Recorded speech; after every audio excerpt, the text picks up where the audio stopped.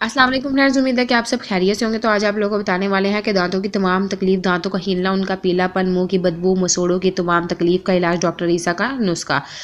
तंदुरुस्ती हज़ार नेमतों में से एक नेमत है। ये बात आपने सुनी होगी और कभी ना कभी इस बात पे यकीन भी आ गया होगा, क्योंकि इसमें कोई शिकवा नहीं है कि तंदुरुस्ती से बड़ी कोई नेमत और दौलत है। इसकी कदर इंसान को उस वक्त होती है जब वो उसका खो देता है। आजकल तो वैसे ही अजीबोगरीब बीमारियां और उनके महंगे महंगे इलाज सामने आ रहे हैं। इसकी वजह से खुराक में मिलावटी, सफाई सुथराई का नाक़िस इंतजाम, आलूदगी और जंक फूड का बेतहाशा इस्तेमाल है। इसकी वजह से हर तरफ बीमारियों का हमलावर हो चुके हैं। इन्हीं बीमारियों में एक बड़ा हिस्सा मुंह की और दांतों की बीमारियों का भी है।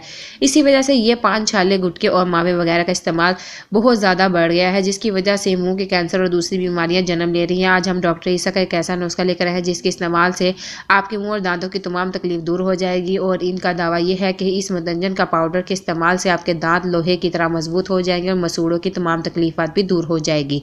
समुद्री झाग 50 ग्राम, संगे जराहत 50 ग्राम, लौंग 10 ग्राम, काला नमक 10 ग्राम, फिटकरी 10 ग्राम, सुहागा 25 ग्राम। सुहागा और फिटकरी को इस्तेमाल से पहले तवे या फ्राई पैन में रोस्ट कर लें। अब इन सब चीज़ों को मिलाकर पेस्ट बना लें और बारीक पाउडर बनाकर इन सब चीज़ों को मिलाकर पीस लें और बारीक पाउडर बनाकर आप टूथपेस्ट पाउडर या मंजन तैयार है।